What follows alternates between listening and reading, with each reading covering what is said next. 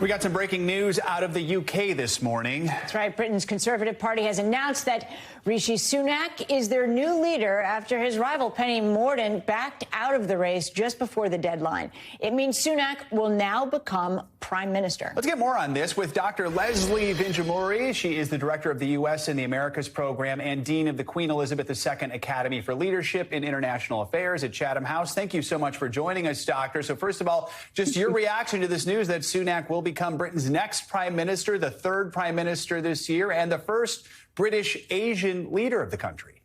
It is quite extraordinary. I think we've sort of anticipated, at least for the last several hours, that this is how it would go, although it's moved very quickly over the weekend. Remember that just yesterday, people were watching to see whether Boris Johnson would get the necessary support from those 100 MPs. When that decision was made, I think people really very quickly focused in on Rishi Sunak.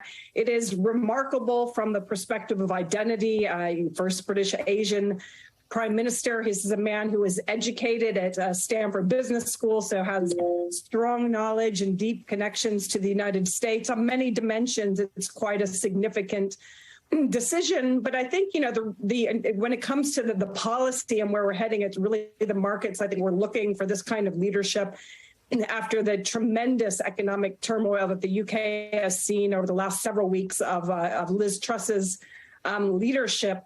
Remember that when Rishi Sunak and Liz Truss were up against each other, Rishi was initially saying that there should be no tax cuts. And he was a sole voice, a lone voice in that. And he eventually moved his position just simply out of sheer public pressure and pressure from his own party. But I think he's got a very different sense of the markets and what's needed economically. I think people are hopeful that now Britain will begin to recalibrate and get back onto a smooth path. It's a very tall order that he faces, very turbulent time here in the UK, but I think this is a good decision for the UK.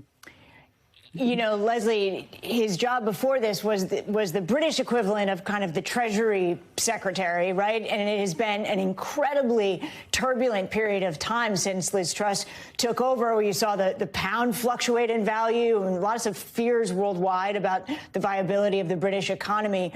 What can he do in these first few weeks to sort of level that all out and stabilize things? We're expecting the announcement of a budget on October 31st. The first question, I guess, will be whether Jeremy Hunt remains in his post. I think it's as Chancellor of the Exchequer, I think it's widely expected that Rishi Sunak will keep him there, that there will be a real focus on managing Britain's debt, on calibrating the tax question of taxes that we Liz Truss walk back. It was widely seen as being that's already been walked back. As Prime Minister, Rishi Sunak is really going to have to focus first and foremost, as you've indicated, on stabilizing the British economy. And that is a very tall order right now. But I think the response from the markets to this news, at least in the short term, is likely to be very good. The reason we know that Sunak will be the next prime minister is because Penny Mordaunt put out a statement just moments ago. Part of that statement says these are unprecedented times. Despite the compressed timetable for the leadership contest, it is clear that colleagues feel we need certainty today. They have taken this decision in good faith for the good of the country. That begs the question, though, we know opposition parties that they've been pushing for a general election. So do you think Sunak is likely to announce a general election anytime soon, which will really mean the country has to decide which party should be in charge of the country after so much turmoil? No, I think that's very unlikely right now. Again, he doesn't need to. Constitutionally, this is how leaders are chosen in the UK, despite the extraordinary turmoil that we've seen just in the last 6 or 7 weeks. He will now really seek to, again, put the economy back on track. You're right that the leader of the opposition, Keir Starmer, is calling for an election. There will be plenty of people across the country who feel like that this leader doesn't have the legitimacy that he needs. It's obviously something that the UK hasn't had before. A candidate who is Asian, not white, that's bound to produce some division internally. But I think, you know, he's going to have to demonstrate through his leadership, through his policies, that he can stabilize the economy, stabilize the country. And he has to get his party behind him. And that, of course, is a very tall order in a party that's been deeply divided. So really, we'll wait to see whether he puts Penny Mordaunt in his cabinet, whether Boris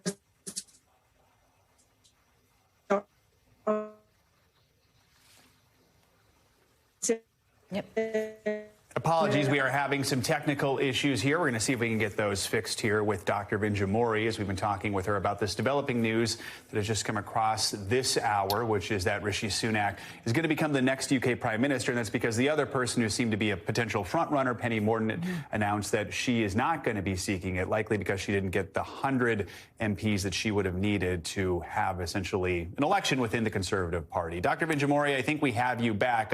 I guess help us finish your thought. You were starting to talk about Boris Johnson there and who might be in the cabinet now.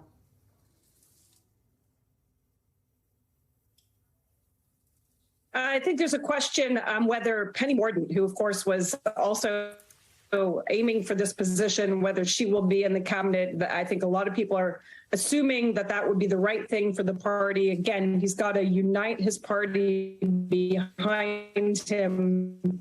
And Boris Johnson also support the new prime minister when Rishi Sunak has to be made prime minister by King Charles. But once that's decided, it will be really up to these different factions within the Conservative Party to decide whether to throw their support behind him. And this is really essential when it comes to that broader question of having popular legitimacy in a context where so few people have been involved in selecting Britain's next prime minister and its first Asian prime minister. You know, Leslie, Rishi Sunak has had some troubles in the past with his public image because he talks about austerity in the economy, but this is a man who is personally extremely wealthy. How has he been able to reconcile his messages about the economy with his own wealth? It's been very difficult. We saw that, he came under pressure not so long ago because his wife, who's very wealthy, had a non-domiciled status. So the money that she was earning outside of the country wasn't being taxed. This is a very difficult issue anywhere, but I'd say certainly here in the UK, where people have a different metric of individual wealth, perhaps, than we see in the United States. So that will be an ongoing issue for him. But again, I think at this moment, people will be looking to see and how does he deal with the cost of living crisis that people are facing today in a context of inflation that's around 10%. And can Jeremy Hunt, as his Chancellor of the Exchequer, assuming that he keeps Jeremy Hunt in position, can he really help him see this very turbulent time through in the UK? Quickly, we have about 30 seconds here. What did you make of this talk of Boris Johnson potentially throwing his name back in the ring here? I think a lot of people were very concerned over the weekend that Boris Johnson would get the numbers, come back, and the party would split over that decision. All right. It hasn't happened. And that is not, of course, what is happening. Thanks for watching our YouTube channel. Follow today's top stories and breaking news by downloading the NBC News app.